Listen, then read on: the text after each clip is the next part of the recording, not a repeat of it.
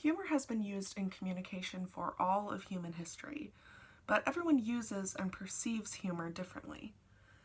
Richmond's humor assessment instrument evaluates the frequency at which you use humor, or how much you like to use humor, not what humor you use. He said that this is an extremely subjective thing, humor, and so he wanted to assess how much people used humor so that it could be compared to others in a less subjective way.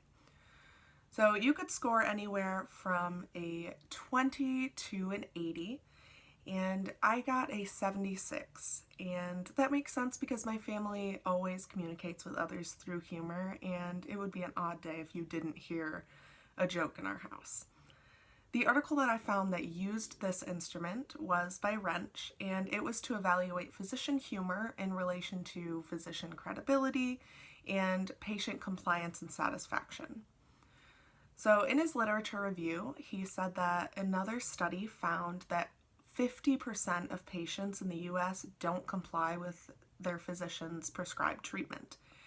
And they said that this might be because of the saturation of physicians right now, because so many PhDs are being given out and so many people are in college now.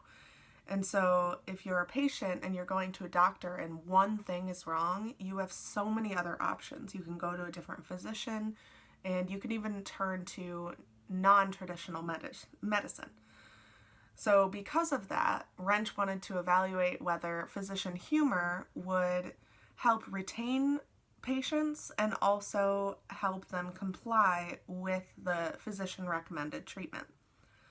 He found that the higher the humor orientation of the physician, the more the patient was likely to comply with the treatment.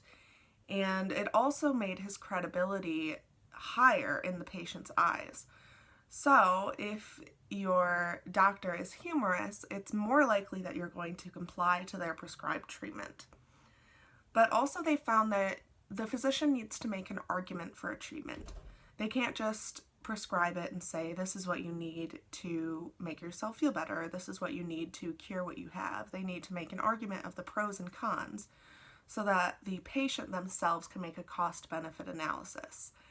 And this is important because it shows that not only is this a patient-physician dynamic, but it's all about interpersonal skills. And that's what Wrench said. Humor is part of an interpersonal communication skill. And so having that relationship with your patient and putting humor into it and putting arguments into it makes it seem that you see them as an equal, and make sure that you're giving them all of the tools that they need without telling them what to do, and establishing that relationship instead of creating a dynamic. So Wrench said that this scale is really important just because, just as Richmond said, it is a less subjective way to evaluate humor. So the next time you're at a doctor, try to pay attention to how much humor they use, if we ever get out of quarantine, that is.